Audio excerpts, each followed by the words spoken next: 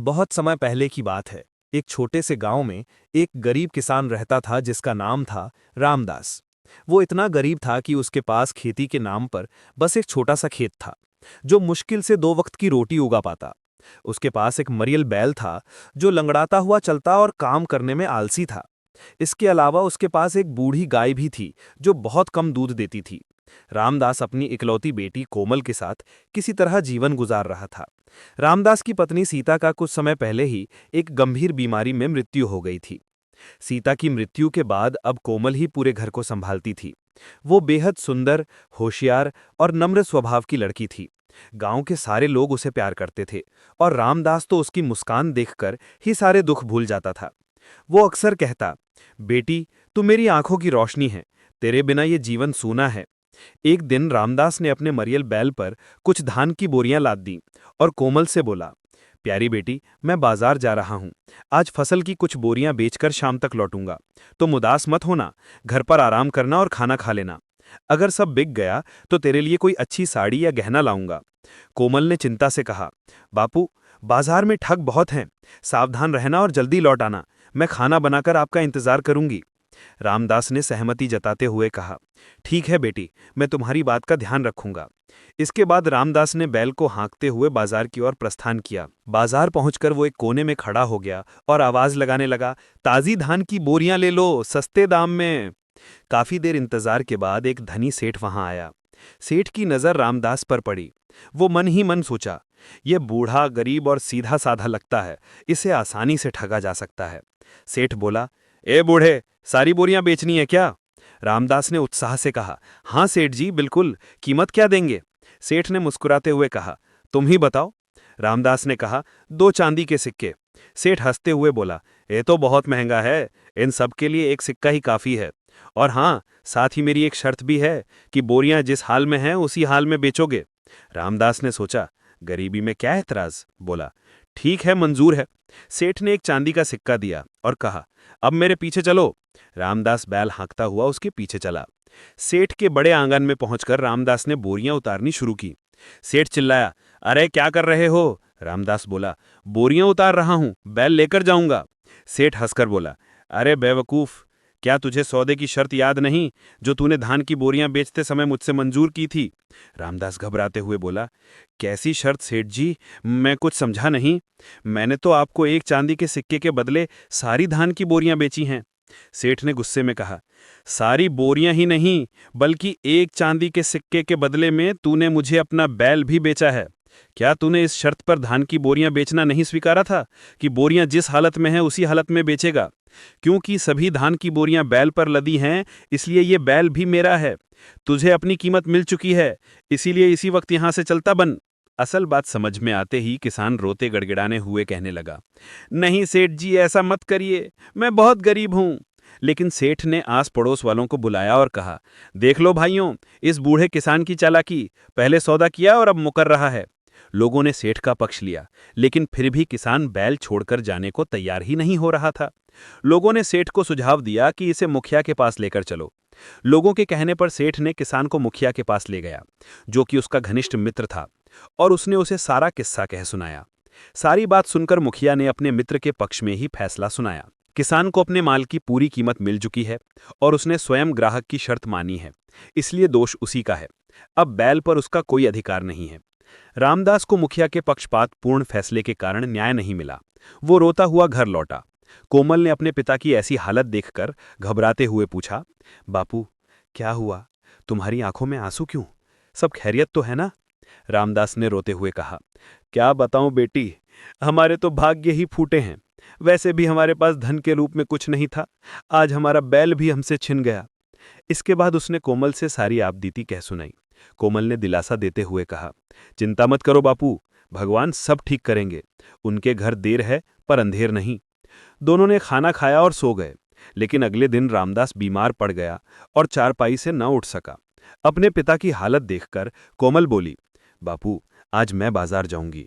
हमारे पास बहुत सारी सब्जियां हैं। शायद मेरी किस्मत तुमसे अच्छी निकले और मैं इन सबको अच्छी कीमत पर बेच सकूं। रामदास ने मना किया, लेकिन कोमल नहीं मानी। वो बूढ़ी गाय पर बहुत सारी सब्जियां लाद कर उसे हाँकती हुई बाजार पहुंची। वो मन में सोच रही थी, अगर वो ठग सेठ मिला तो उसे सबक सिखाऊंगी। उस रोज भी वो सेठ किसी को ठगने के विचार से बाजार आया हुआ था। उसने कोमल को देखा। वाह, आज एक नादान लड़की, कल बैल मिला, आज गाय। वो बोला, ए लड़की, इस पूरी सब्जी की क्या कीमत चाहती है? कोमल ने कहा, 3 चांदी के सिक्के।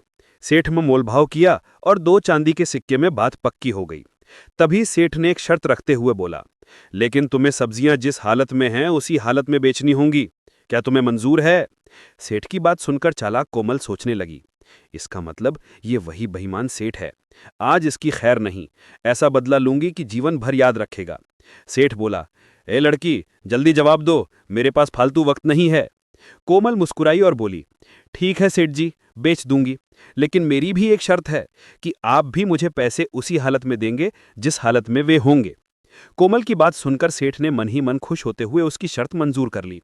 कोमल गाय हाँकती सेठ के घर पहुंची और पूछा, सेठ जी, सब्जियां कहाँ रखूं? इतना सुनते ही सेठ गुस्से में बोला, अरे मूर्ख लड़की, क्या सौदे की शर्त भूल गई? याद नहीं कि मैंने कहा था कि सब्जियां मुझे उसी हालत में चाहिए जिस हालत में हैं? यानी गाय समेत ही मैंने सब्जियां खरीदी थीं, इसलिए तुम्हारी गाय भी अब मेरा है। चलो, इस गाय को इस खंबे से बांध दो। कोमल ने चुपचाप गाय को खंबे से बांध दिया और बोली, सेठ जी, लाइए, अब मुझे भी मेरी कीमत दीजिए। सेठ ने 2 चांदी के सिक्के देते हुए, ये लो, संभालो सौदे की कीमत। कोमल ने कहा, ठहरिए सेठ जी, आपने मुझसे भी तो ये वादा किया था कि आप पैसे उसी हालत में देंगे जिस हालत में वे होंगे। इस समय वे आपके एक हाथ के साथ हैं, अतः आप सिक्कों के साथ साथ अपना एक हाथ भी मुझे दीजिए, और शर्त और सौदे के मुताबिक आपको ऐसा करना ही होगा। लाइए, सिक्कों के साथ अपना एक हाथ भी दीजिए। सेठ गुस्से में बोला, क्या बकवास है लड़की? लड़की तुरंत बोली, सेठ जी, मैं कोई बकवास नहीं कर रही हूं, बल्कि न्याय की बात कर रही हूं। आपको 2 सिक्कों के साथ साथ अपना एक हाथ भी देना होगा, और मैं यहां से अपना हक लेकर ही जाऊंगी। और कोमल जोर जोर से चिल्लाने लगी। कोमल की आवाज सुनकर गांव के बहुत से लोग इकट्ठे हो गए। कोमल ने उन लोगों से सारी कहानी कह सुनाई। लोग ने कोमल की बात से सहमति जताते हुए कहा, हाँ, हाथ देना पड़ेगा, वरना हम तुम्हें जबरदस्ती मुखिया के पास लेकर चलेंगे। क्यों भाइयों? मुखिया का नाम सुनते ही सेठ का चेहरा प्रसन्नता से खिल उठा। वो बोला, ठीक है भाइयों, जब आप सबका यही फैसला है तो मैं स्वेच्छा से मुखिया के पास चलने को तैयार हूं। मुझे पूरा विश्वास है कि वे दूध का दूध और पानी का पानी कर देंगे। सभी लोग कोमल और सेठ के साथ मुखिया के पास पहुंचे। मुखिया सेठ का घनिष्ठ मित्र था और इस बात की किसी को खबर नहीं थी, लेकिन वो भी सारा किस्सा सुनकर उलझन में पड़ गया और वो सोचने लगा, अब अपने मित्र की जान इस विपदा से कैसे बचाऊं? यदि मित्र का पक्ष लेता हूं तो सारे लोग मुझे अधर्मी और अन्यायी समझेंगे, और ये बात राजा तक पहुंच गई तो फिर मेरी खैर नहीं। थोड़ी देर सोचने के बाद वो बोला, लड़की, हम सारी बात सुनकर इस नतीजे पर पहुंचे हैं कि दोषी ये सेठ ही है और तुम्हारी मांग जायज है। लेकिन बेटी, तुम एक इंसान का हाथ लेकर क्या करोगी? यदि मेरी मानो तो हाथ के बदले जो कुछ सेठ दे रहा है उसके अतिरिक्त 5 चांदी के सिक्के और ले लो। लेकिन कोमल ने इनकार करते हुए कहा, नहीं मुखिया जी, मुझे तो शर्त के मुताबिक इसका एक हाथ ही चाहिए। मुखिया के बहुत देर समझाने के बाद कोमल ने कहा, यदि आप कहते हैं तो मैं 100 सोने के सिक्कों के बदले अपना दावा वापस ले सकती हूं। सेठ ने तुरंत कहा, नहीं मुखिया जी, मैं इसकी वह मांग स्वीकार नहीं कर सकता, यह कीमत बहुत ज्यादा है। कोमल ने भी दृढ़ता से कहा, यदि यह कीमत इसके एक हाथ से ज्यादा है तो मुझे एक हाथ ही स्वीकार है। कृपया आप देर ना करके इसका हाथ काटकर मुझे दिलवाइए। घर में मेरे बूढ़े बापू मेरा इंतजार कर रहे होंगे। बहुत समय पहले की बात है। एक छोटे से गांव में एक गरीब किसान रहता था जिसका नाम था रामदास। वो इतना गरीब था कि उसके पास खेती के नाम पर बस एक छोटा सा खेत था, जो मुश्किल से 2 वक्त की रोटी उगा पाता। उसके पास एक मरियल बैल था जो लंगड़ाता हुआ चलता और काम करने में आलसी था। इसके अलावा उसके पास एक बूढ़ी गाय भी थी जो बहुत कम दूध देती थी। रामदास अपनी इकलौती बेटी कोमल के साथ किसी तरह जीवन गुजार रहा था। रामदास की पत्नी सीता का कुछ समय पहले ही एक गंभीर बीमारी में मृत्यु हो गई थी। सीता की मृत्यु के बाद अब कोमल ही पूरे घर को संभालती थी। वो बेहद सुंदर, होशियार और नम्र स्वभाव की लड़की थी। गांव के सारे लोग उसे प्यार करते थे और रामदास तो उसकी मुस्कान देखकर ही सारे दुख भूल जाता था। वो अक्सर कहता, बेटी, तू मेरी आंखों की रोशनी है, तेरे बिना ये जीवन सूना है। एक दिन रामदास ने अपने मरियल बैल पर कुछ धान की बोरियां लाद दी और कोमल से बोला, प्यारी बेटी, मैं बाजार जा रहा हूँ। आज फसल की कुछ बोरियां बेचकर शाम तक लौटूंगा। तुम उदास मत होना, घर पर आराम करना और खाना खा लेना। अगर सब बिक गया तो तेरे लिए कोई अच्छी साड़ी या गहना लाऊंगा। कोमल ने चिंता से कहा, बापू, बाजार में ठग बहुत हैं। सावधान रहना और जल्दी लौट आना। मैं खाना बनाकर आपका इंतजार करूंगी। रामदास ने सहमति जताते हुए कहा, ठीक है बेटी, मैं तुम्हारी बात का ध्यान रखूंगा। इसके बाद रामदास ने बैल को हाँकते हुए बाजार की ओर प्रस्थान किया। बाजार पहुंचकर वो एक कोने में खड़ा हो गया और आवाज लगाने लगा, ताजी धान की बोरियां ले लो, सस्ते दाम में। काफी देर इंतजार के बाद एक धनी सेठ वहां आया। सेठ की नजर रामदास पर पड़ी। वो मन ही मन सोचा, ये बूढ़ा, गरीब और सीधा साधा लगता है, इसे आसानी से ठगा जा सकता है। सेठ बोला, ए बूढ़े, सारी बोरियां बेचनी है क्या? रामदास ने उत्साह से कहा, हाँ सेठ जी, बिल्कुल। कीमत क्या देंगे? सेठ ने मुस्कुराते हुए कहा, तुम ही बताओ। रामदास ने कहा, 2 चांदी के सिक्के।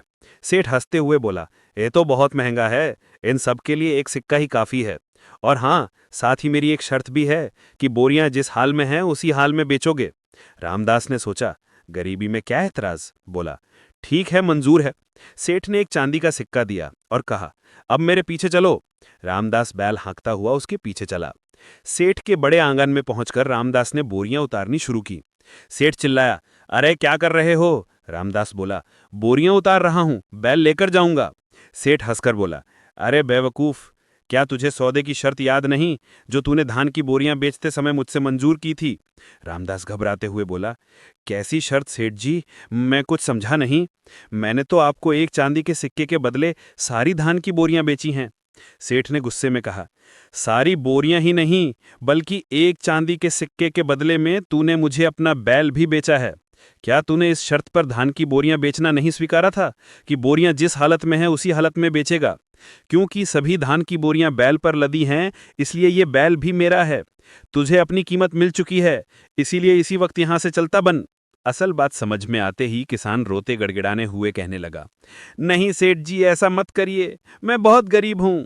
लेकिन सेठ ने आस पड़ोस वालों को बुलाया और कहा, देख लो भाइयों, इस बूढ़े किसान की चालाकी, पहले सौदा किया और अब मुकर रहा है। लोगों ने सेठ का पक्ष लिया, लेकिन फिर भी किसान बैल छोड़कर जाने को तैयार ही नहीं हो रहा था। लोगों ने सेठ को सुझाव दिया कि इसे मुखिया के पास लेकर चलो। लोगों के कहने पर सेठ ने किसान को मुखिया के पास ले गया, जो कि उसका घनिष्ठ मित्र था, और उसने उसे सारा किस्सा कह सुनाया। सारी बात सुनकर मुखिया ने अपने मित्र के पक्ष में ही फैसला सुनाया। किसान को अपने माल की पूरी कीमत मिल चुकी है और उसने स्वयं ग्राहक की शर्त मानी है, इसलिए दोष उसी का है। अब बैल पर उसका कोई अधिकार नहीं है। रामदास को मुखिया के पक्षपात पूर्ण फैसले के कारण न्याय नहीं मिला। वो रोता हुआ घर लौटा। कोमल ने अपने पिता की ऐसी हालत देखकर घबराते हुए पूछा, बापू, क्या हुआ? तुम्हारी आंखों में आंसू क्यों? सब खैरियत तो है ना? रामदास ने रोते हुए कहा, क्या बताऊं बेटी, हमारे तो भाग्य ही फूटे हैं। वैसे भी हमारे पास धन के रूप में कुछ नहीं था, आज हमारा बैल भी हमसे छिन गया। इसके बाद उसने कोमल से सारी आपबीती कह सुनाई। कोमल ने दिलासा देते हुए कहा, चिंता मत करो बापू, भगवान सब ठीक करेंगे। उनके घर देर है पर अंधेर नहीं। दोनों ने खाना खाया और सो गए। लेकिन अगले दिन रामदास बीमार पड़ गया और चारपाई से न उठ सका। अपने पिता की हालत देखकर कोमल बोली, बापू, आज मैं बाजार जाऊंगी। हमारे पास बहुत सारी सब्जियां हैं। शायद मेरी किस्मत तुमसे अच्छी निकले और मैं इन सबको अच्छी कीमत पर बेच सकूं। रामदास ने मना किया, लेकिन कोमल नहीं मानी। वो बूढ़ी गाय पर बहुत सारी सब्जियां लाद कर उसे हाँकती हुई बाजार पहुंची। वो मन में सोच रही थी, अगर वो ठग सेठ मिला तो उसे सबक सिखाऊंगी। उस रोज भी वो सेठ किसी को ठगने के विचार से बाजार आया हुआ था। उसने कोमल को देखा, वाह, आज एक नादान लड़की, कल बैल मिला, आज गाय। वो बोला, ए लड़की, इस पूरी सब्जी की क्या कीमत चाहती है? कोमल ने कहा, 3 चांदी के सिक्के। सेठ में मोलभाव किया और 2 चांदी के सिक्के में बात पक्की हो गई। तभी सेठ ने एक शर्त रखते हुए बोला, लेकिन तुम्हें सब्जियां जिस हालत में हैं उसी हालत में बेचनी होंगी। क्या तुम्हें मंजूर है? सेठ की बात सुनकर चालाक कोमल सोचने लगी, इसका मतलब ये वही बेईमान सेठ है। आज इसकी खैर नहीं, ऐसा बदला लूंगी कि जीवन भर याद रखेगा। सेठ बोला, ए लड़की, जल्दी जवाब दो, मेरे पास फालतू वक्त नहीं है। कोमल मुस्कुराई और बोली, ठीक है सेठ जी, बेच दूंगी, लेकिन मेरी भी एक शर्त है कि आप भी मुझे पैसे उसी हालत में देंगे जिस हालत में वे होंगे। कोमल की बात सुनकर सेठ ने मन ही मन खुश होते हुए उसकी शर्त मंजूर कर ली। कोमल गाय हाँकती सेठ के घर पहुंची और पूछा, सेठ जी, सब्जियां कहाँ रखूं? इतना सुनते ही सेठ गुस्से में बोला, अरे मूर्ख लड़की, क्या सौदे की शर्त भूल गई? याद नहीं कि मैंने कहा था कि सब्जियां मुझे उसी हालत में चाहिए जिस हालत में हैं? यानी गाय समेत ही मैंने सब्जियां खरीदी थीं। इसलिए तुम्हारी गाय भी अब मेरा है। चलो, इस गाय को इस खंबे से बांध दो।